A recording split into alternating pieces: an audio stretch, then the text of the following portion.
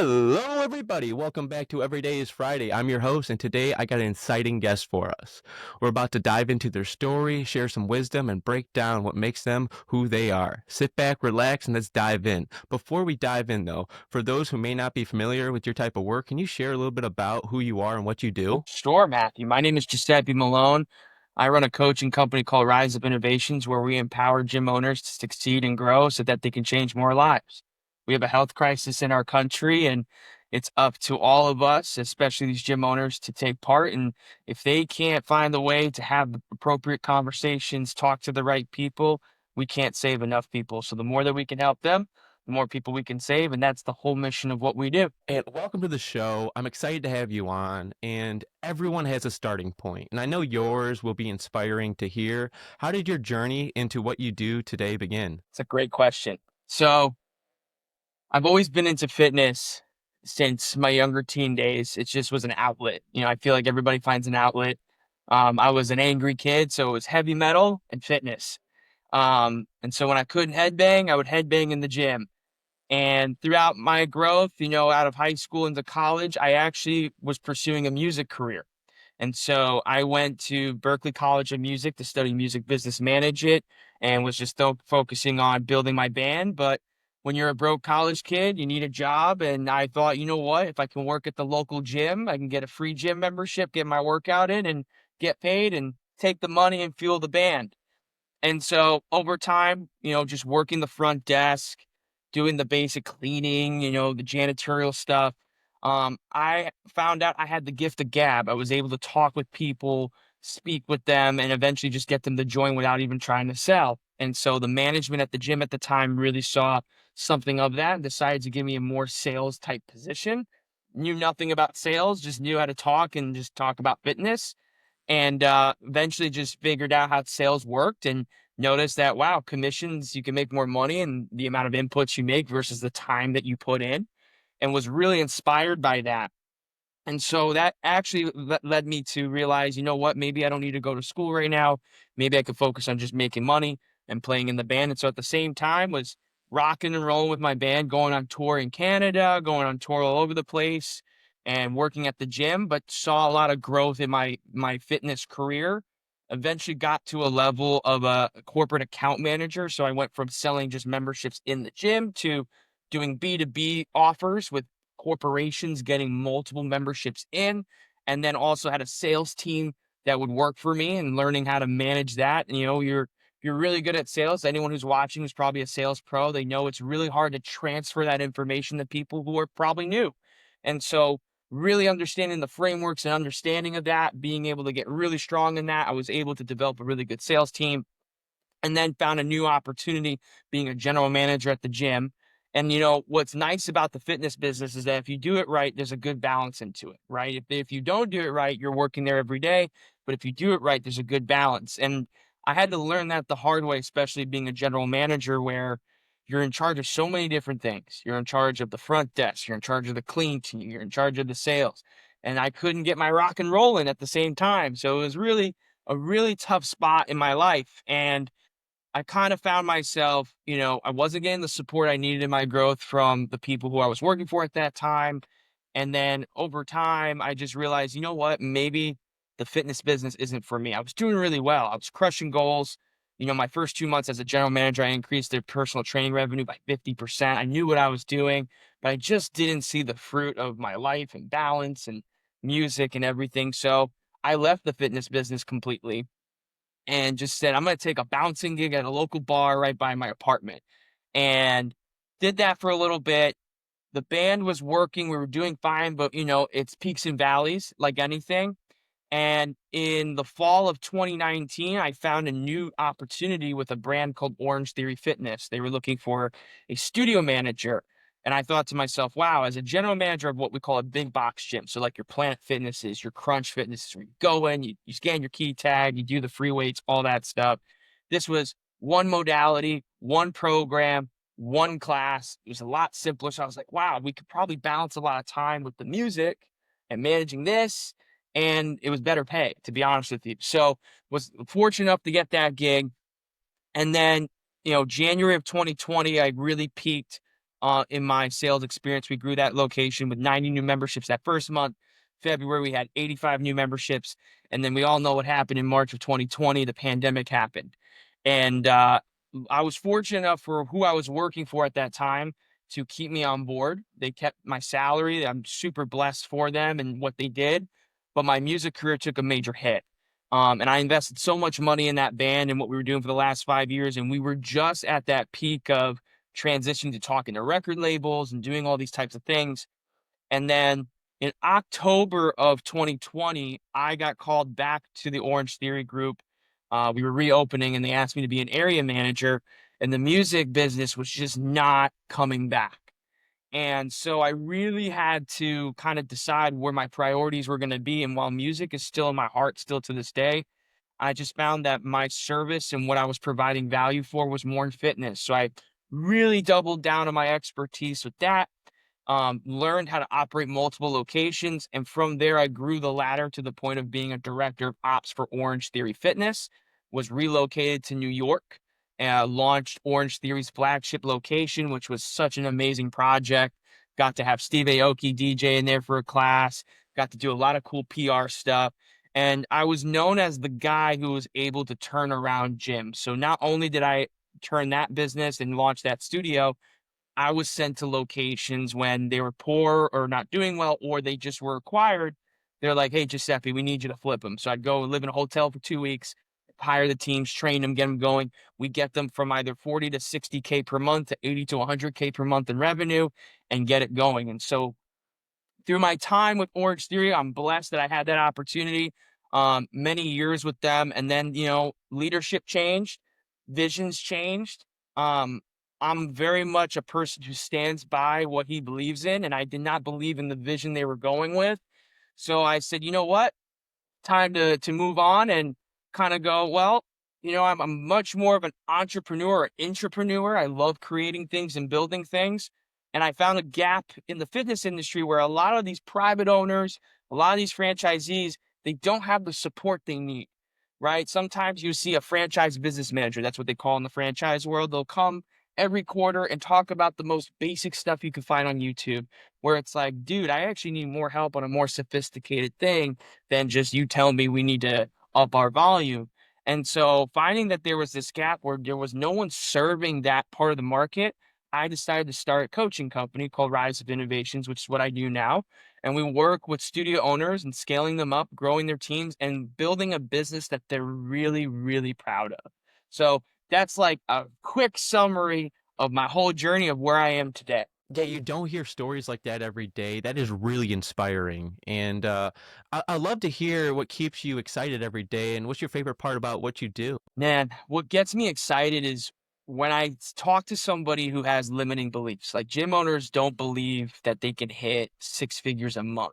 Forget about 6 figures a year in their own pocket, 6 figures a month. And as someone who's done it multiple times, I get so excited when I talk to somebody. It's like, there's no way that's possible. I'm like, dude, you have no idea. I'm going to blow your mind.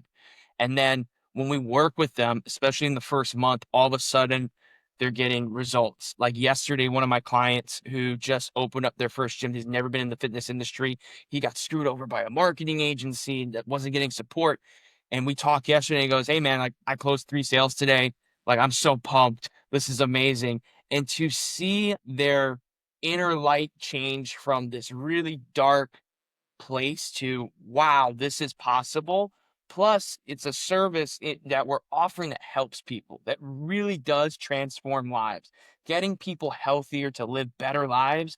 I mean, what better credit can you get as a gym owner? And for me to play a small part in that and see these gym owners who are so inspired to do so, but just don't have the strategies or the methods that are required to do so, I wake up every day just pumped to rock and roll and really help these people out. So that's what gets me motivated every single day. Now, we all face tough times, but we push through them. I mean, what makes it makes the story worth, telling? I mean, what's one challenge that you've had to overcome on your journey? Well, as an entrepreneur, we see so many podcasts and YouTube videos of like discipline and it's hard work and you're going to do all these things. But I think a lot of people don't understand that entrepreneurship is really a very personal journey. that you're not going to find the answers online. You're just not. As much as we have great entrepreneurs who want to provide that information, everybody's journey is unique and it can be very lonely, right? Your journey with your podcast and what you're doing is very unique compared to Joe Rogan, right? And his journey and his podcast. Even though you both have podcasts that both provide such great value, the journey and the life that you live is very different. And so some of those challenges could feel like loneliness, that you're just alone and you don't know what to do. And as you're progressing through this, it seems like sometimes there's no light at the end of the tunnel. And the way that I found that's just kept me going is realizing, look at what I've accomplished in the past and what those challenges were, and we've overcome them. It doesn't mean we can't do the same thing here. There's new challenges, there's new levels, new devils. And if we can tackle them the way we can with that optimistic mindset versus this mindset of, I'm not able to do it, it's forget about the how, focus on the goal, and the how will naturally come as progress goes. So that's more or less of like what the challenges I see and how I'm able to overcome them and have a nice smile on my face and rock and roll. No, I like to say it's about the journey, not the destination, but the personal development throughout the journey. And it sounds like the challenges have really shaped you in big ways and who you are today. And that's what you had to really do to figure out what you're made of. Yes, sir. I mean, you're only judged by what you've overcome. You know, your successes tell a lot of things, but it's like you said, it's that journey, and people want to know. Like, it's awesome when you've hit it big and you've done really cool things, but hearing the substance of the trials and the stories, that's what makes a great story, right? It's never this just uphill thing. It's, the hero goes through the challenges and the battles and the hardships and the betrayal, and that's what makes a really great story, to see a hero go through all that and then aspire and do something really cool. Yeah, I mean, life has funny ways of teaching us lessons. I mean, what's a lesson that you've learned that stuck with you today? Good, that's a lot. Um, I would say one of the biggest lessons is proximity. It is so important that who you surround yourself with is truly going to dictate your success. And there are a lot of people out there who may be looking at a new job or doing something different in their lives that's not normal to their current situation or their friend circle or where they're at. And you go through this lonely chapter of, I'm leaving some people behind who are not leveling up with me. And I'm not at the level where I can touch those people that I aspire to be. And so understanding that your job is to really find people that relate to your vision and your mission, and you have to be very proactive in doing so. And through my entrepreneurship journey, I've been fortunate enough to connect with people, and that's me putting myself out there and talking with people, just like you reached out to me, right? And we're having a conversation now, and we're part of the proximity in this current moment. And if you can find ways just to find the right people that have the same visions, the same goals, it's amazing the relationships and the changes that you'll make throughout your journey that will better it and make it go faster. I don't like to use the word faster, but it's true. It's almost like nitrous. It's like an accelerator that gets you going because you have people around you that are going through the same challenges, but have the same beliefs and the same dreams. So your proximity is such an important thing to have when you're going through any form of journey, fitness journey, new job, entrepreneurship, new sport that you're trying. It does not matter. If it's new, surround yourself with people who have that same idea, and you'll be amazed how much faster you'll go and how much smoother, even though it's a little bumpy, it's a little more smoother than just going on it alone. That is such a good point. I mean, more people need to hear that. And I know your advice could make a big difference to someone that wants to follow maybe in the same footsteps. If someone wanted to follow in your footsteps, what advice would you give them? If someone wants to do something like me in terms of entrepreneurship, you know, there's really two things to always remember. One, the market's going to tell you whether your thing is of value. Everybody's got this amazing idea and they don't test it out. They don't go and see what's really needed. If I were to use myself in my music career, like I'm a big Metallica fan. My coffee mug, even right here, is a big Metallica coffee mug. I'm a huge Metallica fan. I wanted to be the next Metallica, but Metallica's there. Like they done it. They done their thing. So how am I providing anything different? Well, not really, not much. It doesn't mean you can't be successful doing that. Your definition of success is your own. But I really believe that if you have something you want to provide to the world that you're passionate about, you got to test the market. You got to see if it's something that actually solves a problem. And on my journey, because I've been in fitness for over a decade, I already knew what the problem was, which made it a lot easier to market it. Right. So I would say one, test the market, and two, never focus about the money. Always focus about the passion behind it. Because while money is great, there's a reason why it's called currency. It flows, right? Currency, that's why it's called currency. It flows in and out. And you have to understand that if your goal is just about making millions of dollars and buying cool things, those are all those materialistic goals are amazing to have. They're reminders of your journey, but it's the passion that drives you through those really, really dark times of, I don't know if we're going to make it. I don't know if we're going to be able to pay our employees. But if you have that passion and that drive and know because you tested the market that it's going to work, your creative muscles start to work even more because you're passionate about the outcome of serving others versus just serving your own needs. So I would say those are two things that if anyone's going through my journey, that's really what to focus on. No, that is some great takeaways, and this is the moment in the show that this is the Friday mindset part of the show where I like to dig into your journey, your mindset, and the moments that shape you. And I want to dive into your personal journey. I mean, what were some of the biggest turning points in your life that changed everything for you? Well, one of them was, I mentioned earlier that I went to college for music at Berklee College of Music. And for people who don't know, it's one of the top music schools in the country, really in the world to go. And I was a horrible student. I was like terrible at grades. And I just wanted to be in a band with a band. And I had the pressure from family, like, you got to go to college. And that was one of the only colleges I knew that they didn't care about your grades. They cared about how you performed. And they had a really tough acceptance rate. And I actually got rejected. And I didn't apply to really any other colleges. I think two other colleges, but I didn't want to go anywhere else. I just knew like I was in, again, proximity. If I was in that environment with the best musicians, I knew it was an easier track for me for success.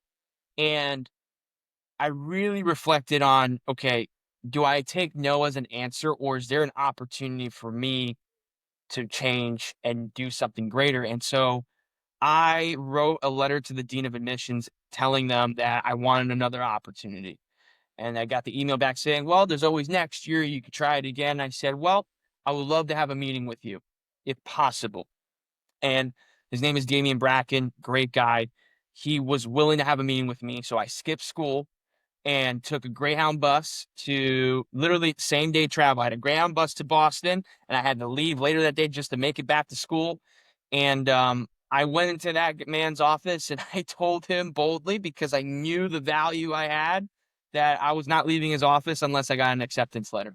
And I won't lie, I got nervous. I was waiting for security to be called to kick me out. And he was really moved by my conviction and my proof, because I also had letters of recommendation, and we made a deal. And he said, if you do our 5-week program in the summer and you get a 3.5 GPA, we'll let you in for the fall semester. I got a 4.0 GPA and I was admitted. And I think what that turning point really showed me was, if you are really good at what you do and you're really passionate about it, don't take no as an answer. Fight your way, go and talk to them, because if it's a service, like I offer a service-based business, if I'm talking to a prospect or a gym owner who doesn't believe that we can really change them, it's because I failed to convey the message on how we can really create that future for them. Just like I failed in my performance at Berkeley to show that I was really the person that they really needed to bring on. And I truly believe with that mentality, anything is possible. And that I really learned the power of sales from that, which was stay convicted, stay true, don't take no for an answer, always find a way to get where you want to go.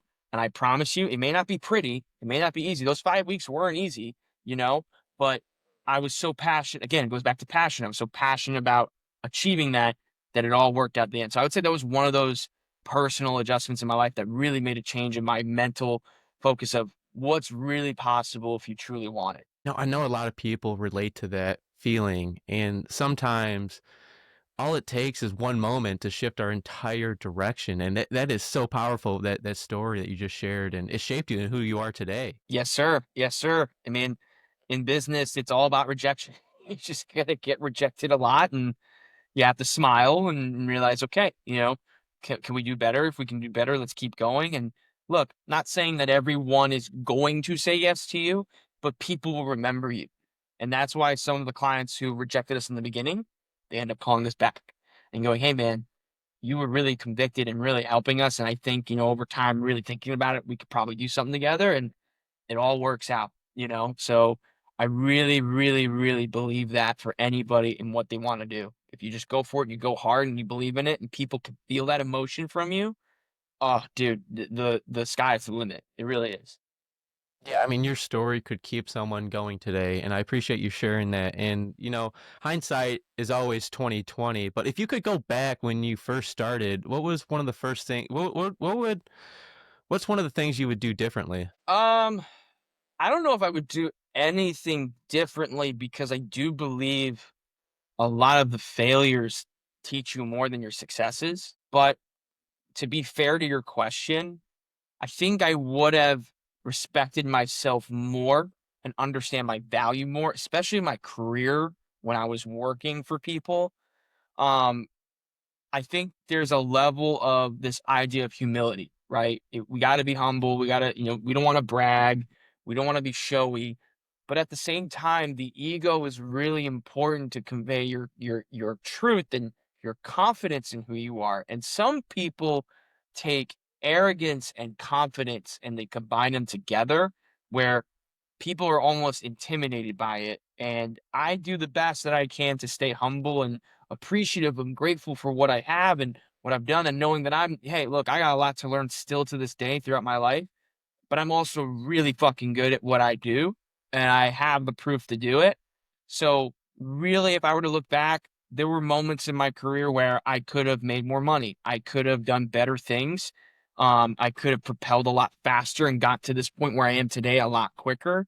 But again, those failures of really learning that, I probably wouldn't have gotten it right away, like compared to I have now. So understand that humility is important and being humble is just you know, really being respectful, but at the same time, you gotta let the ego shine just a little bit because you are worthy. You have value. You are a creation that was designed to create and build great things in this world, no matter how big or how small. And if you let other people's opinions of you dictate that, you'll never be where you want to be. Life has a funny way of teaching us lessons. I know that for a fact. Yes. And nobody makes it alone. I mean, who or what has been the biggest impact in shaping who you are today? Yeah, dude. The idea of the self-made person, I think there's a dichotomy to that where the self-made is the person who takes the actions to do it, but it's again proximity and the people around you. And so for me, it was investing money into mentors. I've been very fortunate enough to have mentors of people like Ed Milet, Andy Frisella, Jeremy Pogue. These are just certain people in the spaces who are doing really well. And to just get moments with them to understand their mindset and how they've gotten to where they've gotten helps really instill empowering beliefs in what is really possible.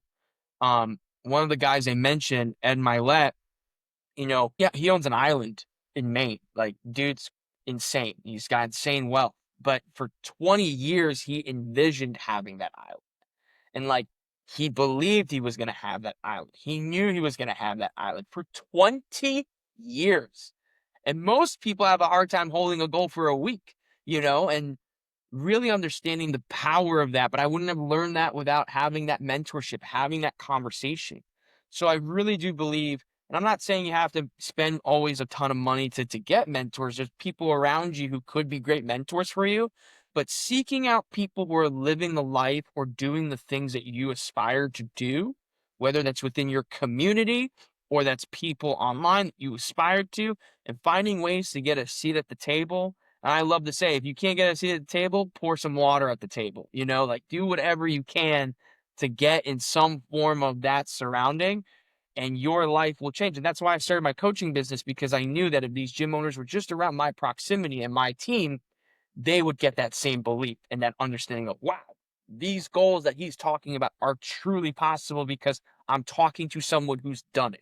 I'm talking to the team that has helped people do this. And that's where we change people's limiting beliefs. So mentorship and surrounding yourself with the right people. And again, goes back to proximity. No, that's very powerful. And I mean, what's a moment in your career that made you realize this is what is meant for me to this is what's meant for me? When I think for me, there's this analogy of the river, right? On rivers, they have flow, right? They have a current. And if you go down the river, it's a lot easier going with the current. There are going to be rocks in the way, and that's normal. You have to adjust where you can, but there's a lot of this just energy in this flow. And if you're doing something that almost feels effortless in a weird way, where it takes a lot of knowledge and skill to build, but you feel like you're in this like peak state of mind of natural ability. And for me, that's sales. Like again, like I told you my story, I didn't start in sales. I was cleaning toilets and wiping tables and talking to prospects, and they joined, and it was effortless. And I really feel when you find that flow, you really got to tap into it. When you feel like everything is going against the current, you may have to just reassess and go, is this something that I'm truly gifted at, or this is truly a gift that was given to me by God? Or is this something that I'm selfishly wanting to do because I think it's cool and I'm inspired by it? And so, you know, I was talking to my girlfriend about this the other day. I was like, I still don't, like, why did I choose gyms to help? Well, I can help people with leadership. I can help people with sales. Well, it was just effortless for me to really work in the fitness space, to really help people and continuing to go down that river with that current and just deal with the rocks as they come and steer the canoe or the kayak or whatever the hell you're floating down that river with, to really feel that momentum and that shift is really going to help you understand if you're truly on the right path, right? Resistance is important, but man, if you're getting too much resistance and too much like pushback, you got to take a step back and really analyze, am I doing the right thing? Is this really the right course? Or do I have to pivot and try something that's more natural to me? I can totally relate to that. Life has a funny way of teaching us lessons, and success means something different for everyone. How do you personally define success? Great question. Um, I think about this a lot. I think for me, success is waking up every day as the best version of myself. And the best version of who you are is all different calibers, but we only have control of our energy and what we do with our time. And if you're not in the peak state of mind every day and you're working, and I've been there where I would go to work and I was making great money, six figures, doing awesome, but I was not my best self. I was not taking care of myself. I was not my best version of myself. And when I started my business, my income went from that six figures to absolutely nothing. But every day I just focused, how do I get myself to peak state and put my disciplines in place of what makes me into the best version, which is my diet, my workouts, my routines, everything else. I know everyone has this like morning routine that you got to do. It does not matter. Just find a routine that makes you feel good in your skin and in your mind so that you have clarity every day, so that when opposition comes, they have this expression, right? When it rains, it pours. I totally disagree with that. I believe that happens because when it rains, that's one problem. We fixate on that problem. And when we fixate on that problem, then we find problems everywhere. But if we're able to find that rain and go, man, we need the rain. Grass needs the rain. It's a nice day to fucking just read a book and maybe chill for a minute or take an opportunity to find something else. All of a sudden, it doesn't pour as much as you think. And if it does pour, you're like, awesome. I got way more opportunities and challenges to overcome and try and do different things. So my definition of success is how I wake up every day to be the best version of myself, no matter the outcome, because I have no control of what's going to happen today. I have control of what I can do with my energy and my time. And if I'm at my peak state, dude, I'm a winner. I won the day. And that's it. I love that definition. And success isn't about talent. What's a personal habit or daily routine that keeps you grounded? Um, I pray a lot. I think I'm a man of faith. I'm a Catholic or a Christian or whatever. I believe in Jesus, and praying is I think a lot of people, especially entrepreneurs, they have this tendency of being fearful for asking for help. And I know that's something I'm still working on every day is being comfortable for asking for help. Easier to talk to the man upstairs and be like, "Hey man, just help me throughout my day." And one of the things that I say is turn my fear into faith. My God, just turn my fear into faith into you. And when I can do that, because we all have fears, like fear is normal. There's no one, I don't care who you are, if you're a Navy SEAL or a regular Joe Schmo, we all have fear. But being able to pray and just give 10 to 30 minutes to him for just that time and saying, I'm grateful for what you've given me. I'm grateful for the opportunities I have. Turn my fear into faith. All of a sudden, I'm just like, let's go. Let's tackle the day. Let's have some fun, And that's one of the things that I've implemented in my routine on a consistent basis. I thank my girlfriend of 6 years for that because she's very, very, she's much better at being a Catholic than I am. And she's really put that onto me, and that's just changed my whole life. And I feel like that's been a really strong pillar in my routine that's really helped me find that peak state and that mindset. I can hear the gratitude in your voice, and that's one of the keys for me and my success is having such gratitude and giving thanks. And I just want to circle back to what you do. I mean, what's one of the biggest mistakes gym owners makes when it comes to growing their business? Yeah. So the biggest mistake we find is they just think that everyone's gonna buy. They think everybody's just as soon as they get, a lot of gym owners have these promos of we have a free trial, and then someone submits their information, and the first message is out that says, hey Matthew, saw you're interested in our free trial. When can we get you scheduled? And you're just like, dude, I just kind of saw this. Like, you're trying to sell me already. And so understanding that it's all about relationship building, and we call this lead nurturing, and really having a great conversation with somebody, all of a sudden that turns that person from being pushed away to wanting to be a part of your community, your gym, your environment. Um, and if you don't know much about me, I'm totally against free trials. I think they're the worst thing you can offer. I understand the art of reciprocity, which is you give something of value without an expectation, you get something in return. But we've evolved. Like if I know when I travel, I call a gym. I go, hey man, you have a free day pass I can use, right? Like that's a standard. And so when things become a standard or an expectation, and you're just kind of following that rhythm, it doesn't work. So gym owners really need to understand that it's the conversations you have. And there's this AI and automation. And yes, super powerful stuff. It's stuff that we're incorporating for our clients too. But if we don't have the foundation principle, because AI doesn't understand emotional IQ, right? It doesn't understand how humans really think and feel and understand, at least not yet. I don't know what the hell is going to happen in the few years to come, but at least in 2025, it hasn't gotten to that point, and we as humans still have that superpower of understanding emotional IQ. Um, if people understand it's just still about relationship building, those people who end up buying from you, they stay longer, not because your program is so good and the outcome is so great. It's because what you guys agreed upon in the initial conversation, right? It wasn't about the free offer. It wasn't about the promo. It was, we got to change your life. This is how we're going to do it. And I'm going to be your partner through this through and through. And you're going to love our team that's going to guide you through it. And all of a sudden it went from, oh, this guy had a promotion to, holy crap, these guys really care. And that's how we get a lot of our gym clients, our gym owners, a lot of success is because they start the conversation with value and appreciation and gratitude versus join my gym. We got a promo. This is great. Blah blah blah blah blah. And I'll say this. I'm not afraid to say it.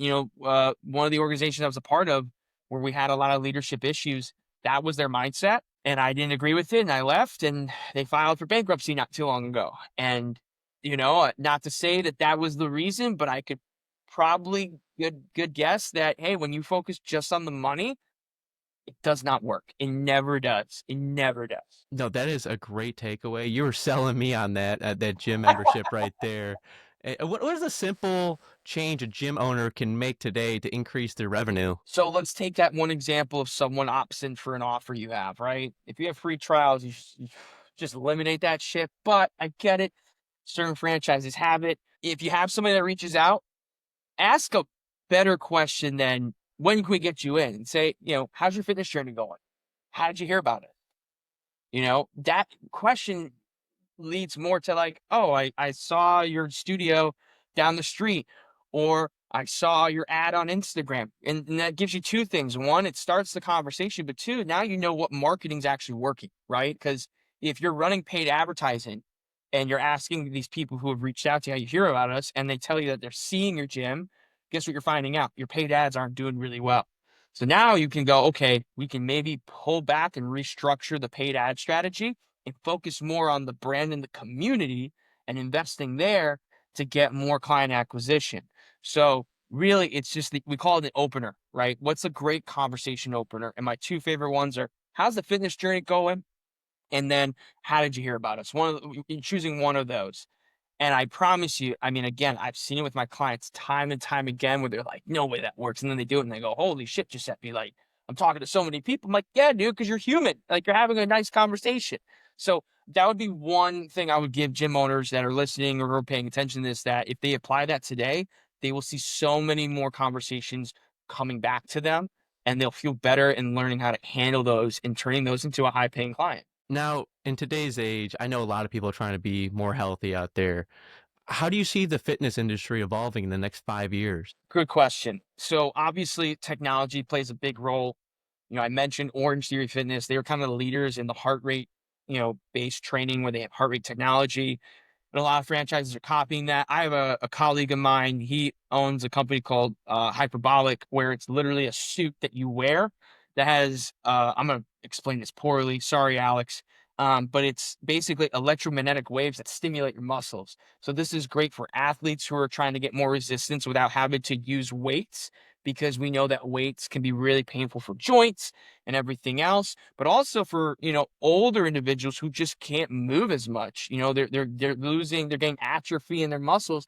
This is just another way that they can do that. So in a high level overview, holistic approaches, right? Longevity approaches. How can we live longer? How can we feel healthier? I think, I don't think vanity will ever go away. I think people always want to aspire to look a certain way, but there's definitely been a lot more focus on how can we elongate our lives. Like there's biohacking that's happening. We hear about cold plunges like crazy all the time, the saunas.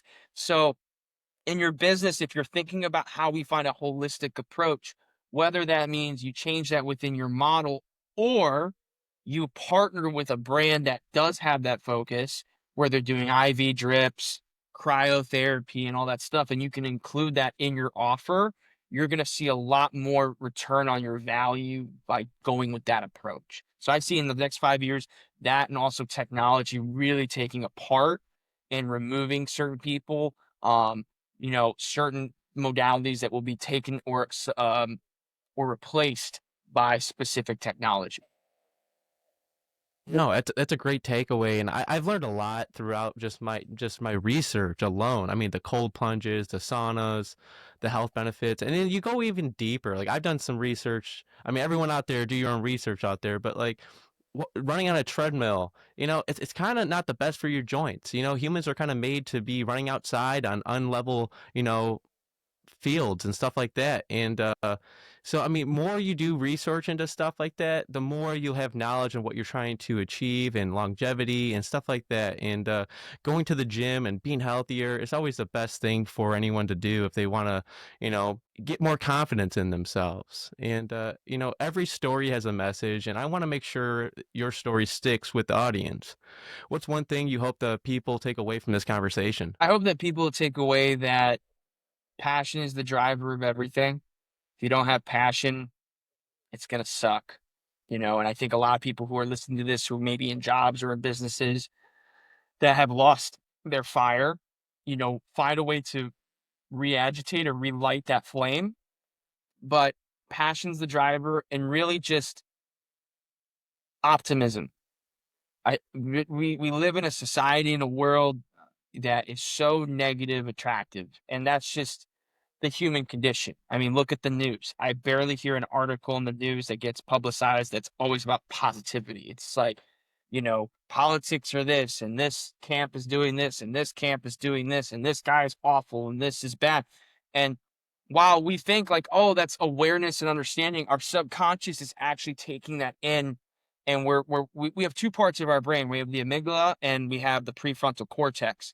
And our amygdala and our brain essentially hasn't evolved over time, since dawn of time. Our amygdala is set up to, it's a fear response, when we're out in the wild and we hear rustles in the bushes, like amygdala hits like, oh, this threat, right? But today we don't have, and we're fortunate enough, especially in the United States, where we really don't have a lot of those problems depending on where you are. Um, it's just more of those fears are, that cliche acronym, false evidence appearing real. And if we can focus on positive reinforcement, there's been data that's been proven we can't change the size of our brain physically, but psychologically, we can train our prefrontal cortex, which focuses on more optimism, to be stronger than the amygdala, which is the negative. And if we can really train that in our minds, all of a sudden, every challenge, and you notice I didn't say problems, I said opportunities. Every challenge becomes an opportunity. Every problem turns into an opportunity versus a negative thing. So be passionate about what you're doing, and try to find ways to consume information that's always positive, that's good for your soul, that's good for your mind. Because then again, living in that peak state of mind and really crushing it's going to be so much easier when the things that you can't control come to smash you in your face. Yeah, your body is your temple and body, mind, and soul. And that's such a good point. I mean, more people need to hear about that. And what's next for you on your journey? Well, we're still growing our business. We're adding more clients, which is really exciting. We hired one of our newer employees not too long ago. Cora is the best. She's a superstar. And the goal is, we're going to be the number one training program for the fitness industry. We're going to literally take it all over. I'm going after Alex Hermosi and taking over his stance. He's focused on acquisition.com. That's cool. Stay focused there. We're going to focus on the fitness industry. And we're going to be the number one training program for gym owners because, like I said in the very beginning, at the end of the day, and you said it yourself, you're at your body's temple. We need to help these gym owners who have taken a stance to really help people. And they just need to know what to do to get the right people to understand that their message is genuine and not something that's callous and just business. And if we can do that, we can make that change. And so that's the mission, brother. We're going to change the whole game for the industry. Love that. That's a great takeaway. And keep doing what you're doing. I'm so proud of you. And the show we're on today is Every Day is Friday. Friday has a special energy, whether it's freedom or just excitement. What does Friday mean to you? Well, I take their mantra of every day is Friday. I try to make every day Friday, right? Friday means excitement to me. It means that, hey, like we're going into something that is not necessarily routine, but more optimistic, right? If we're gonna take the day-to-day person, which I've been there before, it's Monday. Oh shit, we gotta get to work, we gotta do this, we gotta do that. But if you can change that mindset again to that positive reinforcement, that Monday could be a Friday energy of, oh man, I'm excited. I don't know what's going to come, but things are coming. They're going to be great and we're going to have some fun and I'm going to learn something today, or I'm going to change somebody's life today, or whatever you're doing. If you can add just a little bit of value to the world in whatever you do, having a conversation with somebody who really needs to hear it, running a business and building something that's going to change people's lives. Again, no matter how big or how small, adding that little value to me, that's what Friday means. It's just having that optimistic approach of what is to come versus regretting on the things that are negative that are coming towards you. Now, all your stuff will be down in the description down below, but I want to make sure the people know where to find you and keep up with your work and what you're doing. I mean, where can people follow and support your work? Yeah. So I'm super active on Instagram. My handle, I'm sure will be below. It's at Giuseppe.a.Mellone.